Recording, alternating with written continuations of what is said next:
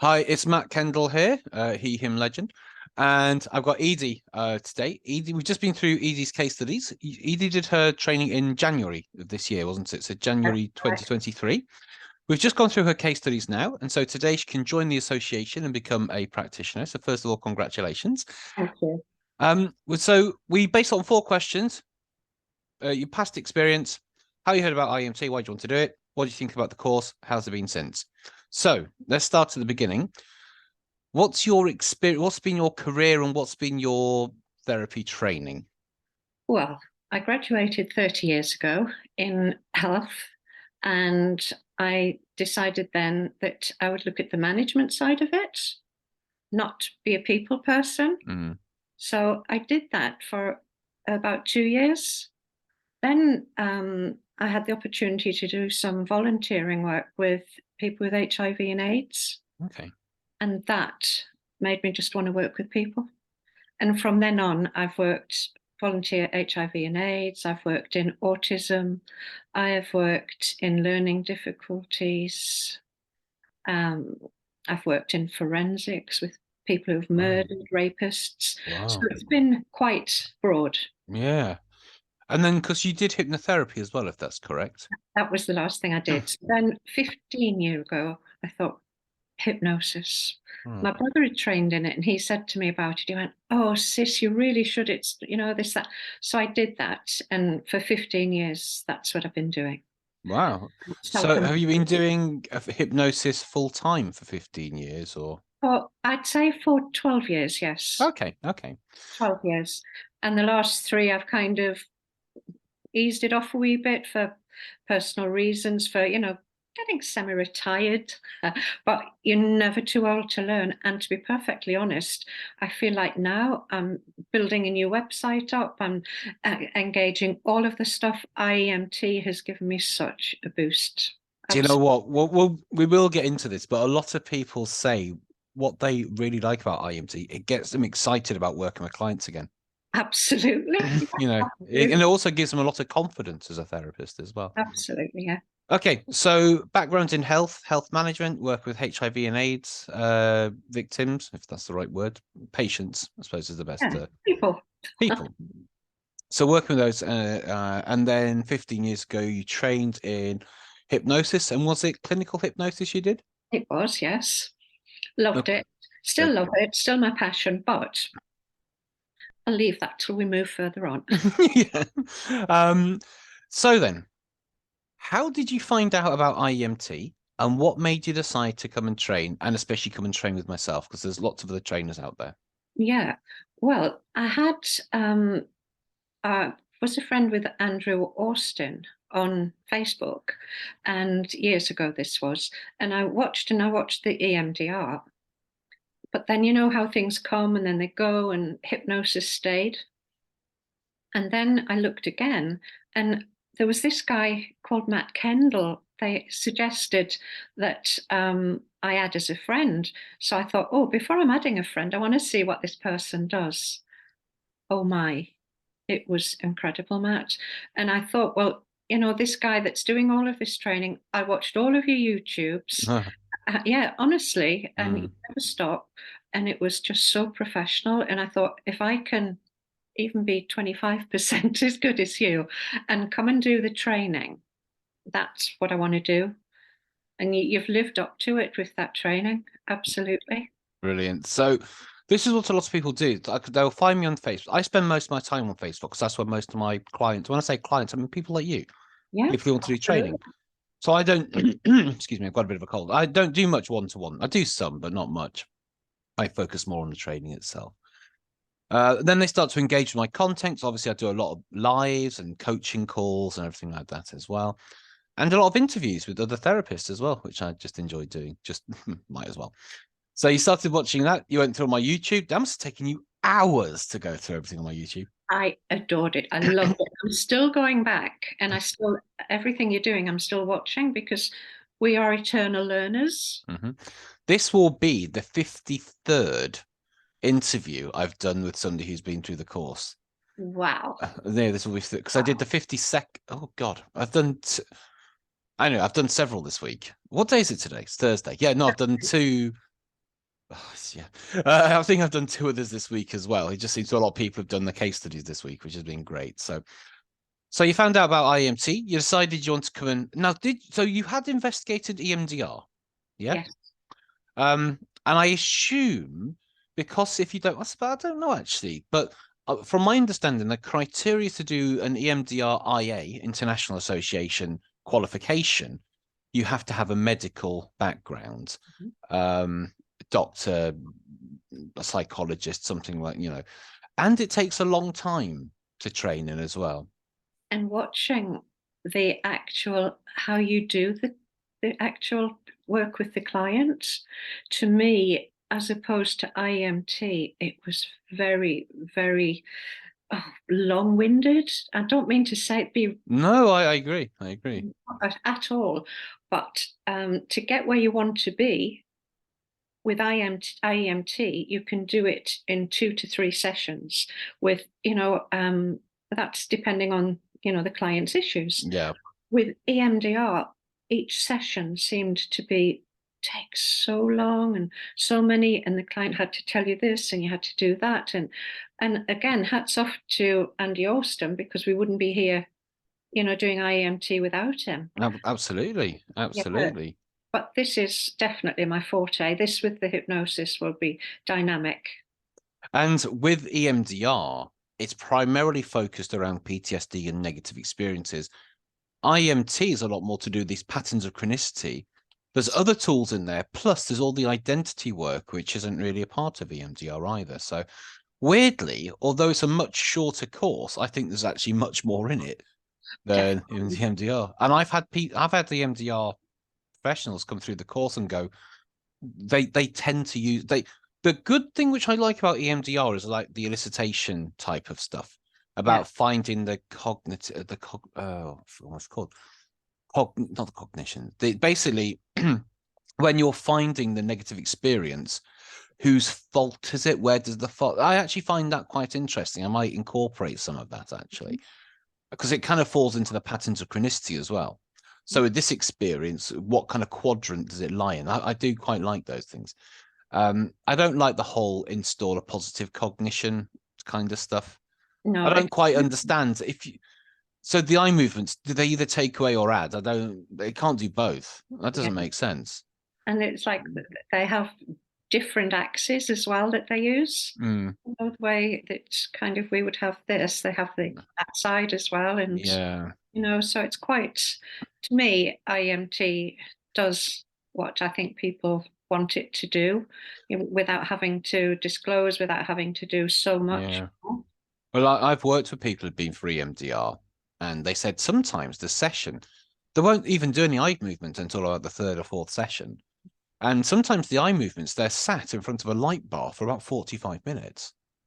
And they say basically they just become completely tripped out. Now, I don't know how common that is or how standard that is, but yeah, I know EMDR is really good because obviously I know it works, but I think the structure of it could do possibly some updating. Definitely. So I think the light as well, the light for people being in that for so long, for people like me that is light sensitive, yeah, that's not going to be really good, is it? I do actually I've got an app on my phone just called EMDR Therapist or something, and you can hook it up to like haptic pads and light bars. It also has the sounds, which I actually use the sounds, and it is kind of quite good just to use the sounds as well. Anyway, enough about EMDR. Onto INT. So you came to the training in January of this year. What did you think about? So I send that stuff out beforehand for people to read and watch. We then do the 2 days, and then obviously there's the aftercare and after the course. So from the beginning, what was your experience like going through the training? From the beginning, it was, I didn't know whether I was going to do it in January or February. And then I said, right, this is it. This is the moment. January, we'll do it. And as soon as I contacted you, I had the course content before doing it on the Saturday. We did it on the Saturday. So I had that for 5 or 6 days beforehand. So it was interesting. It was quite mind-blowing because you're looking at this stuff and you're thinking, whoosh, I'm not certain about any of this at all. But then you come into the course and your good self, you make it so easy to understand that you don't really need to have the degree, the hypnotherapy. You don't need to have the be a therapist, really. Mm. It does help, but because of the content within it and your delivery and how you deliver it, and then you will ask, does anybody have any questions? Come on, and you make it so that it's easy, because I'm sure, as I felt that first time, is, gosh, if I open my mouth, I'll feel such a fool here. But everybody was amazing. And when we went into the breakout rooms to practice, everybody was acknowledging that it was new for all of us. We're here to help each other. What Yeah. a great guy you are. And I couldn't argue with it. That when we came back, it was, you know, you didn't just flower over it. Okay, well, you've done that, this, you went in depth. Yeah. And that was lovely. And you made sure everybody within that session was absolutely catered for. They knew what they were doing. They were comfortable. And, you know, you were there and you were building our confidence as well, which was great. And yeah, because everything is very modular.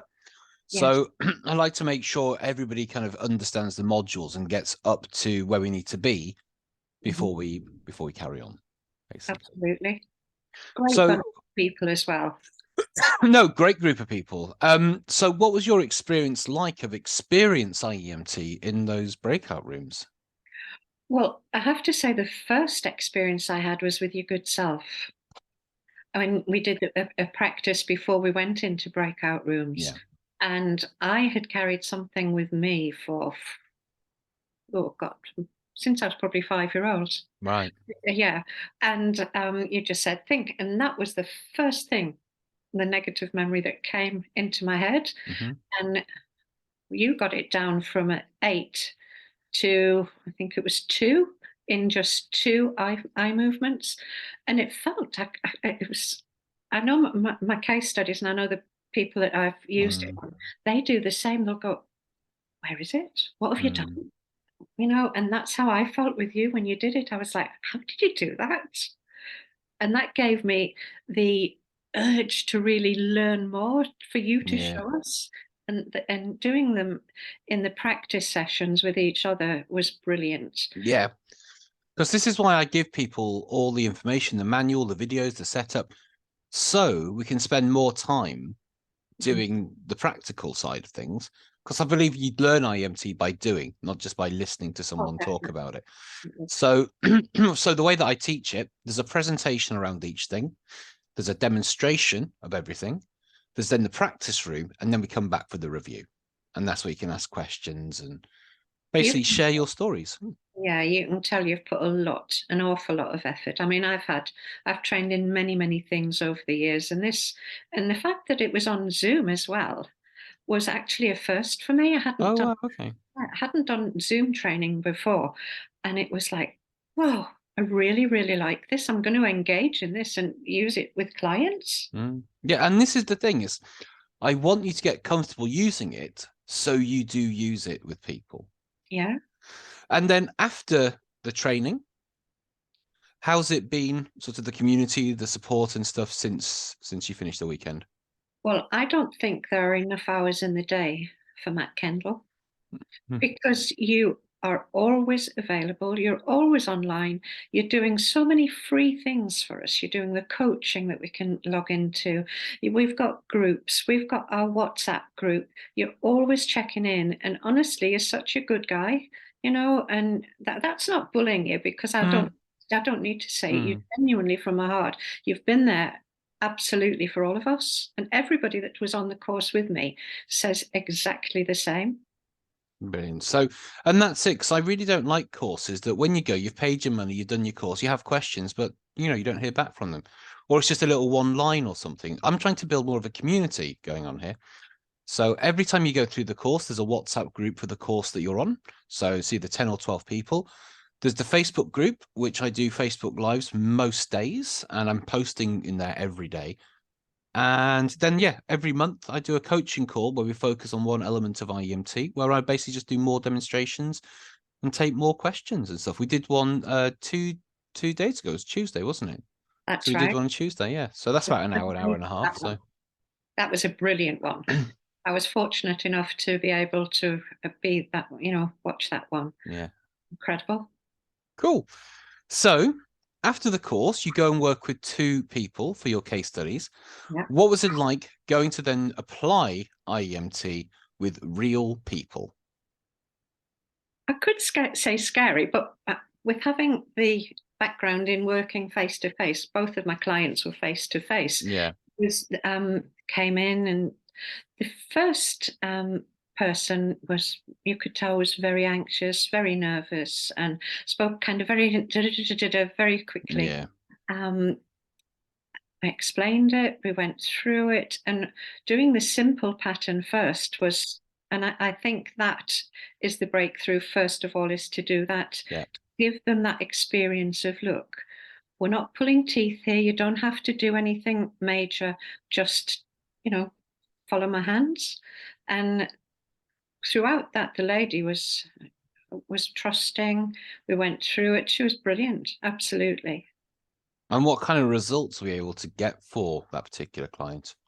Well, this lady in particular, she had a problem where she was starting to become socially isolated because of an incident that had happened to her in a pub, and she then needed somebody to, go to the bathroom with her, to stand guard, to do this. And then the more her husband would say, oh, come on, let's go out to the pub, let's go out to a restaurant, she was becoming nervous because she had this Yeah. incident happen to her. And it was just amazing to watch, going through the various stages of the process with her, how her confidence came back, and just And as a result, she's able to now go out and socialize again, isn't she? and she's booking a holiday for her and her husband, and he's like, whoa, so things, it's not just, I think, the problem that they walk in with. No. It's when they leave, what they've taken from it makes their lives so much brighter and lighter. Yeah. And people don't, what people think the problem is, it isn't. It's just how it's showing up. Excuse me. So, yeah. So I often find that you can't clean under the sofa till you get the sofa out the way. Absolutely. Yeah. Definitely, I like that one. So moving on to your second client, your second case study, Was it? a little bit about his situation and what we were able to help him achieve. Yeah, well, this gentleman, he presented as very sad and, very slow talking, not Mm, really like someone who's depressed. But yes. when we talked, he said he hadn't been to a therapist before. He had been taking antidepressants Mm, because he felt isolated. mhm, His sister had left home, got married, and he was his father's carer, which mm, meant that, he didn't see his friends as much, he didn't socialize, and which yeah. made him kind of become a recluse. And in that reclusiveness, he was really sad and anxious. Mm, Um, so we worked through that. And again, the problem that he presented with was totally, once we peeled the layers back from yeah. the onions, we say, it was totally different. And then when we did the second session, he turned up. Mhm, I couldn't believe it was the same guy. yeah. He turned up early. He apologized for turning up early, and he was like, it was just so great last time. He said, I do apologize, but I can't wait to start. And I was like, that's brilliant. That was You don't absolutely usually get that with therapy, do you? no. Yeah. And as well, when we went through a second session, when we did this is the part that I loved, is when we looked at his timeline of episodic memory, and he could not think of anything, really positive that Mm, he'd ever done.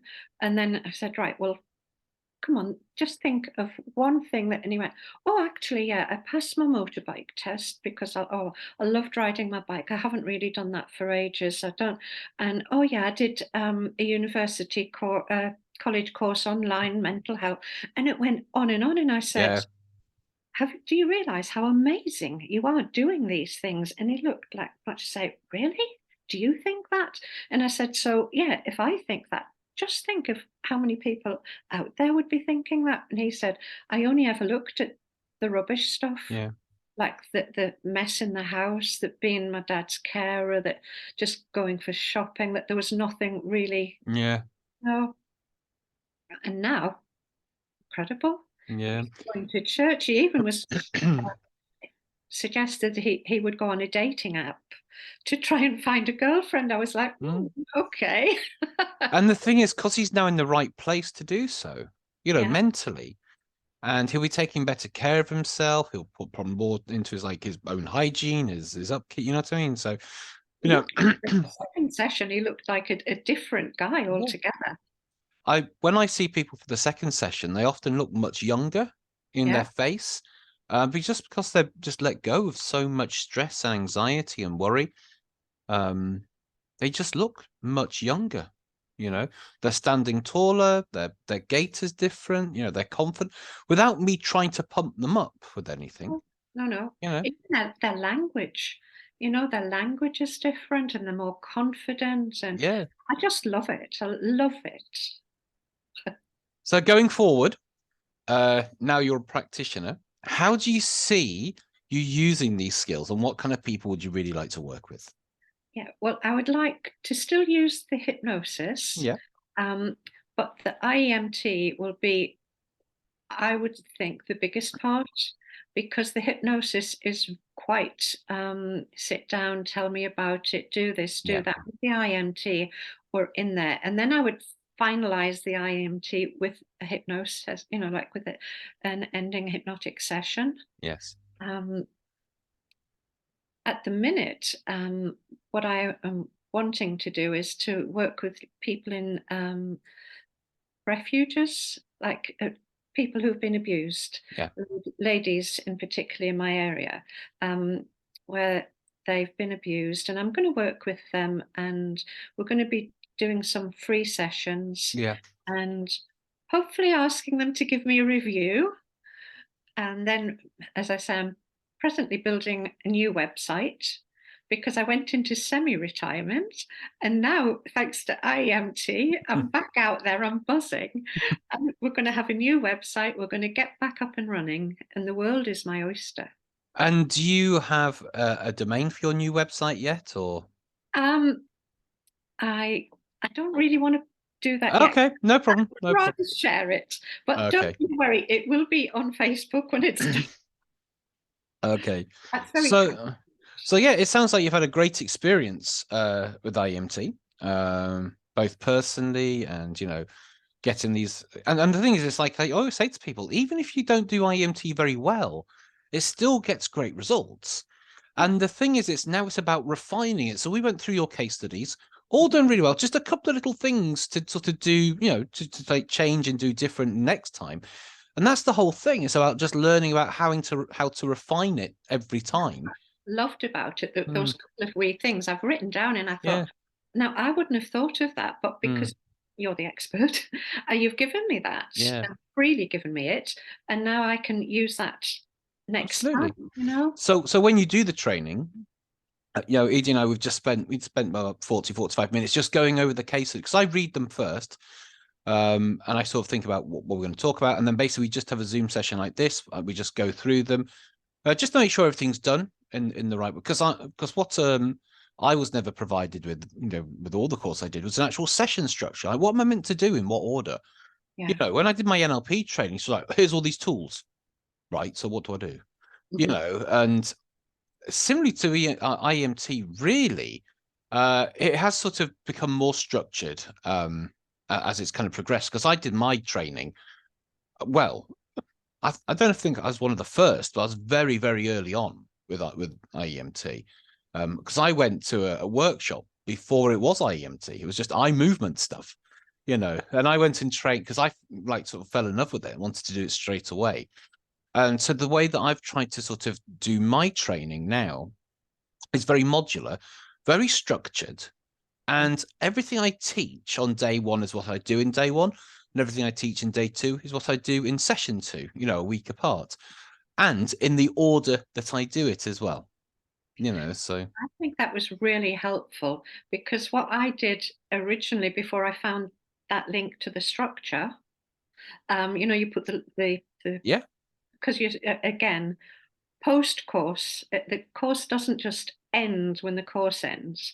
You're there and you send us all sorts of good things through, and And the full recording of the weekend as well. yeah, absolutely. So when I got the email, I inadvertently hadn't seen the PDFs at the bottom to show the Right. course.